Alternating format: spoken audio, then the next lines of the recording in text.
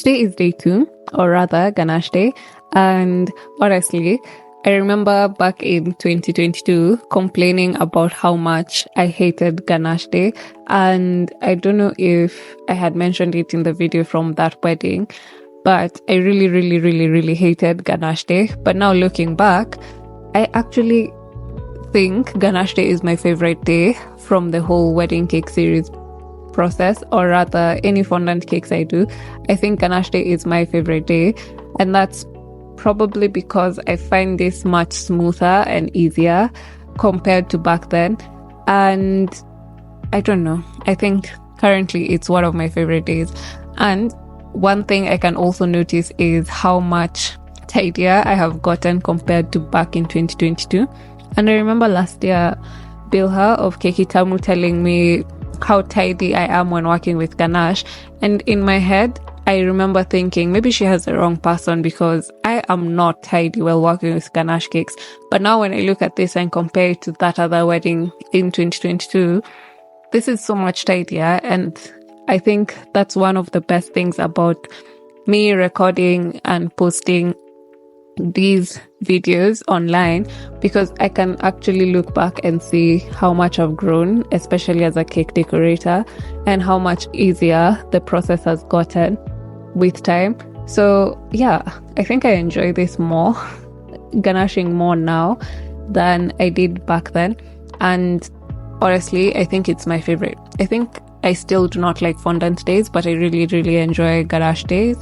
So as to how much I used, I made initially on Monday, I had done 2.6 kilos of chocolate with 2.6 kilos of cream. And I had confirmed with on the other video from my cousin's 2023 wedding, because it was 5 tiers as well with 3 side cakes. So I had confirmed and saw that initially I had done 1.6 chocolate, 1.6 cream. Then I ended up adding a kilo of chocolate and a kilo of cream, so 2.6 in total. So I decided this time around to make 2.6 cream and 2.6 chocolate. But the thing I didn't consider while doing that was the fact that for the 2023 wedding, the side cakes were 3 pieces, while this wedding, the side cakes were 4 pieces. And the main tier cake plus the side cakes for the 2023 wedding, the total amount was approximately 11 kilos or 12. I'm not really that sure. But this wedding cake was 15 kilos. And by 15 kilos, it's just the cake mix you've made. So it's usually past 15 kilos by a little bit, maybe 16 in total.